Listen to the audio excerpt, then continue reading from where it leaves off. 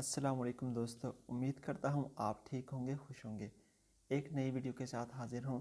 इंशाल्लाह आज की वीडियो में मैं आप दोस्तों को बताऊँगा कि हम माइक्रोसॉफ्ट एक्सेल यूज़ करते हुए वी लुकअप फार्मूला कैसे यूज़ करें।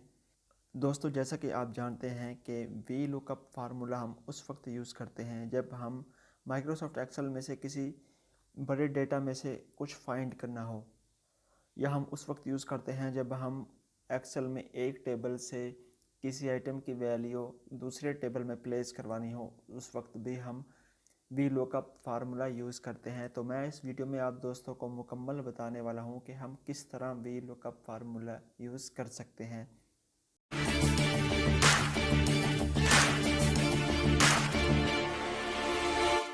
Welcome back to my channel. अगर आप दोस्तों ने अभी तक मेरा चैनल सब्सक्राइब नहीं किया तो प्लीज़ अभी सब्सक्राइब कर लें और साथ लगी बेल आइकन प्रेस कर दें ताकि मेरे चैनल की वीडियो आप तक आसानी से पहुंच सके। तो दोस्तों, मैंने आपके सामने ये एक एक्सेल बुक खोली हुई है। इसमें दो शीट हैं। एक शीट में है डेटा, स्टूडेंट डेटा पड़ा है, इसमें रोल नंबर, स्टूडेंट नेम वगैरह सब कुछ लिखा हुआ है। और दूसरी तरफ ये मैंने इस डेटा में से फाइंड करने के लिए एक ये टेबल बनाई हुई है कि मैं यहाँ रोल नंबर लिखूँ और आगे ये सारे कॉलम खुद फिल हो जाएं। यानी कि ये एक तरह का डेटा फाइंडर है। इस डेटाबेस में से हमने रोल नंबर के अगेंस्ट ये वाली चीज़ें फाइंड करनी है। ये डेटा हमने फाइंड करना है। हमने सिर्फ यहाँ रोल नंबर लिखना है और ये बाकी जो सेल हैं ये खुद ही फिल हो जाएं। तो इसके लिए हम यूज़ करेंगे वी लुकअप फार्मूला। तो दोस्तों, वी लुकअप फार्मूला यूज़ करने के लिए मैं आपको ये बताता चलूँ कि जैसे कॉलम आपके डेटा वाले टेबल में होंगे, जिस टेबल में आपने डेटा रखा होगा, जहाँ से आपने डेटा को फाइंड करना है। फॉर एग्ज़ाम्पल मैंने यहाँ से रोल नंबर के ज़रिए ये वाली चीज़ें फाइंड करनी है, तो उस टेबल के जो कॉलम है आपने जिस टेबल में फाइंड करना है, जहाँ आपने प्लेस करवानी है वैल्यू, उनके कॉलम सेम होने चाहिए। ठीक है, जैसे यहाँ दूसरे नंबर पर स्टूडेंट नेम है तो यहाँ भी दूसरे नंबर पर स्टूडेंट नेम है। यहाँ तीसरे नंबर पर फादर नेम है तो यहाँ भी फादर नेम है। इसी तरह बिल्कुल सेम कॉलम होने चाहिए और तरतीब भी वही होनी चाहिए, तब वी लुकअप फार्मूला काम करेगा, अदरवाइज़ कोई एरर आ जाएगा। तो अब मैं बताने लगा हूँ। आपने सबसे पहले जहाँ आपका डेटा पड़ा होगा उसको आपने इस तरह सेलेक्ट कर लेना है, सिर्फ टेबल को, कोई भी कॉलम या रो मिस ना हो पाए। आपने इस तरह मुकम्मल उसको सेलेक्ट कर लेना है। सेलेक्ट करने के बाद आपने जाना है ये लेफ़्ट साइड पे अपर कॉर्नर में जाना है, जहां आपको नेम बॉक्स लिखा नज़र आ रहा है, इसको आपने ख़त्म कर देना है और यहां आपने टेबल का नाम लिख देना है। जैसे मैं इसका नाम लिख देता हूं एस डेटा। अब इस टेबल का नाम मैंने लिख दिया एस डेटा यानी स्टूडेंट डेटा। आपने कोई भी रैंडम नेम लिख देना है। आपने जो कॉलम और रो की सीरीज़ होती है उनके नाम नहीं लिखने, जैसे ABC1 ABC2 इस तरह नहीं लिखने, बल्कि आपने कोई रैंडम वर्ड लिखना है। ये लिखने के बाद आपने जाना है डेटा फाइंडर वाले टेबल में और जहां आपने जिस सेल में आपने वैल्यू प्लेस करवानी है, जैसे मैंने यहाँ वैल्यू प्लेस करवानी है, क्योंकि यहाँ तो मैं खुद अपने हाथ से रोल नंबर लिखूंगा, लेकिन यहाँ मैंने इसकी वैल्यू प्लेस करवानी है। तो यहाँ आपने फार्मूला लगाना है।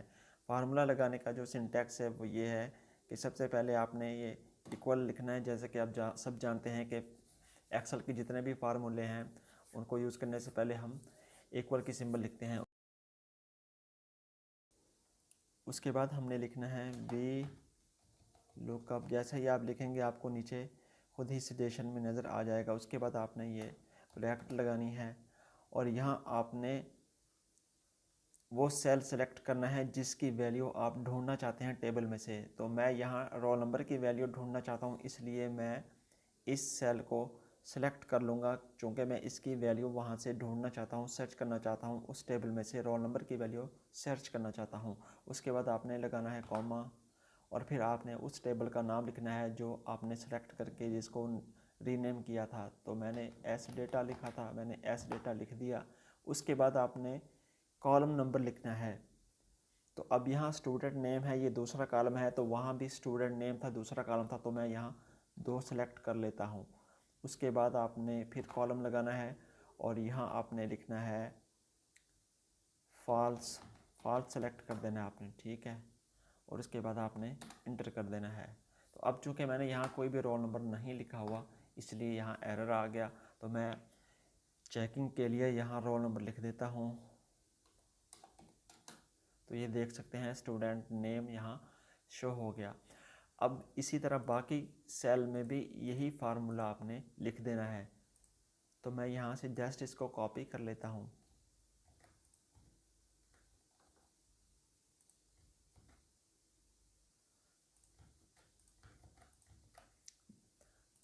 मैंने सिर्फ फार्मूला बगैर इक्वल साइन के कॉपी किया था और पेस्ट किया था। अब मैंने इसको एडिट करना है, तो मैंने पहले इसको इक्वल साइन लगाने हैं। उसके बाद यहाँ जो कॉलम है वो है फादर नेम और वो है तीसरा कॉलम, तो मैं ऊपर कॉलम में से जाकर 3 लिख देता हूँ क्योंकि ये तीसरा कॉलम है। और उसके बाद मैं इंटर कर देता हूँ। तो ये देखें खुद ही उसका नेम भी आ गया। अब मैं इसको चेक करता हूँ। इसी तरह आपने इसको एडिट करना है। जैसे जैसे आप अगले कॉलम में जाते जाएंगे आपने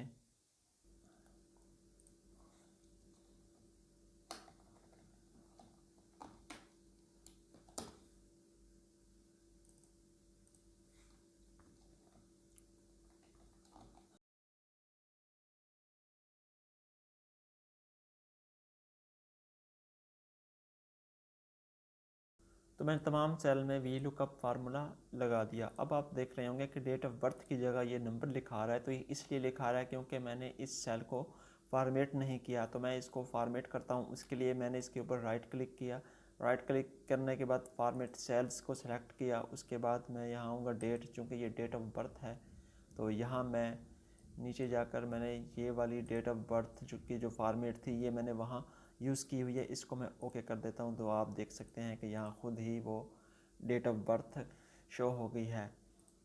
तो दोस्तों ये था वी लुकअप फार्मूला। किस तरह मैंने सिर्फ यहाँ रोल नंबर लिखा है और उसके आगे वैल्यू खुद प्लेस होंगी। वंस टाइम आपने तमाम सेल में फार्मूला आपको लगाना पड़ेगा, लेकिन उसके बाद आप उस डेटा में से वैल्यू खुद फाइंड कर सकेंगे। अब मैं यहाँ कोई और रोल नंबर लिखने जा रहा हूँ। तो ये देखें आगे खुद सारी चीज़ें जो चेंज हो जाती हैं।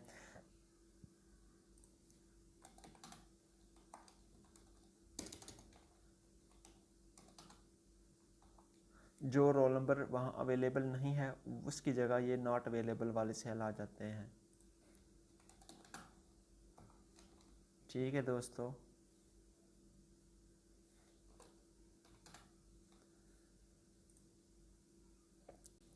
उम्मीद करता हूँ कि ये वीडियो आपको ज़रूर अच्छी लगी होगी।